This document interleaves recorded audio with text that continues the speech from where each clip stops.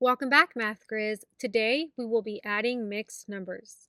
We have 2 and 1/10 plus 1 and 3/10. Let's create a model that represents 2 and 1/10. Two wholes, 1, 2, and 1/10 of another whole.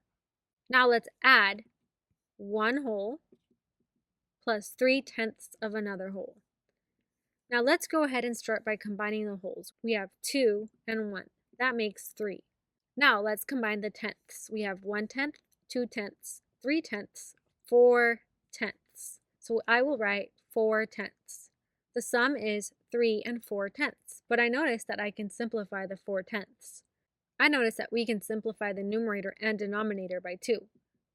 So let's write 3 wholes, and then 4 divided by 2 is 2, and 10 divided by 2 is 5. So the sum is 3 and 2/5. So we know that 2 and 1/10 plus 1 and 3/10 equals 3 and 2/5.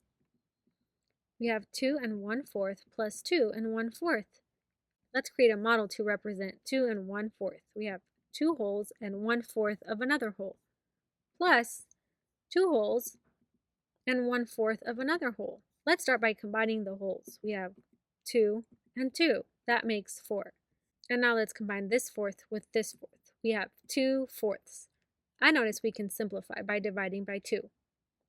So we will write 4 and 2 divided by 2 is 1, and 4 divided by 2 is 2. The sum is 4.5. Let's add 1 and 3/8 plus 4.5. We have 1 whole, and we have 3/8 of another whole. 1, 2, 3. 3/8. And let's add 4 wholes. 1, 2, 3, 4, and a half of another whole. I notice that I have to have common denominators. I will turn my half into eighths. I need to multiply the numerator by 4 and the denominator by 4. Now I will have 4/8. Let's look. We have a half, and we need to turn it into eighths. Let's see how many eighths we have. 1, 2, 3, 4. 4/8. So now I have 1 and 3/8 plus 4 and 4/8. Let's combine the wholes.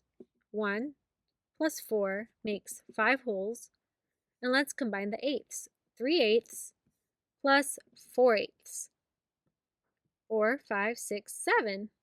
7/8. The sum is 5 and 7/8.